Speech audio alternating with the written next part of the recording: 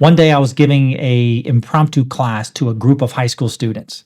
And it was a great class. And we were just talking and they were asking questions about me and preventing violence and other things. And I was asking them questions about what they thought about their school and what they would do in particular circumstances. And it was really a really eye-opening moment.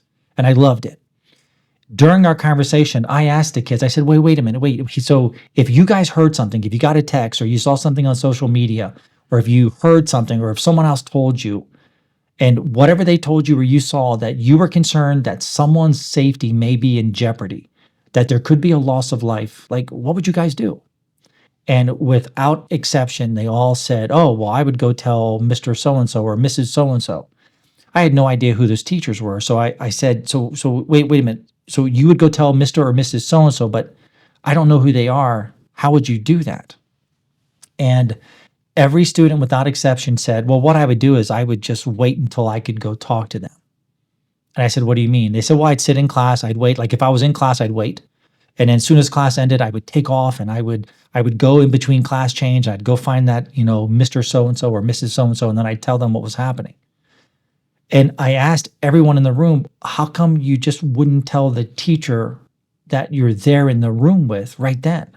And they said, well, if I had a good relationship with them, I would say that. But if I didn't, I wouldn't, I would probably just wait because I feel more comfortable talking to so-and-so or Mr. or Mrs. whatever.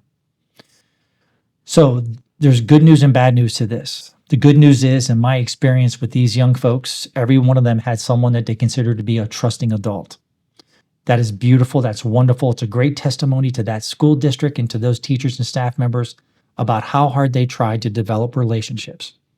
It's incredibly important. If you want to prevent violence, the better your relationships, the better your safety. In fact, the quality of your relationships will equal the quality of your school safety. So in that regard, it was beautiful. However, the students just didn't know the proper thing to do. They just needed a 2-minute little training or a 2-minute little, hey, do this. This is how you do it. I've included a script with this video, and you can read the script. You'll see that my text number, my phone number is on there. If you have any questions, reach out to your leadership or reach out to me.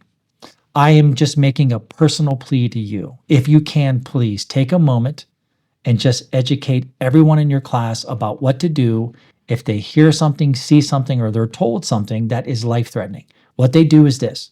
They tell the first grown-up that they see, the first staff member that they see, the first teacher that they see. They don't wait. And then that teacher or staff member will promise to go tell that teacher. Now, our staff members will also go tell the leadership. They'll tell their principal.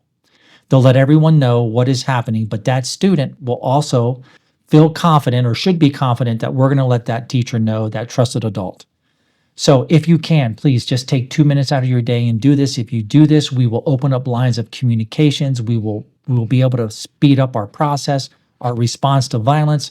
Every second saved is potentially a life saved, and this should speed up and save a second.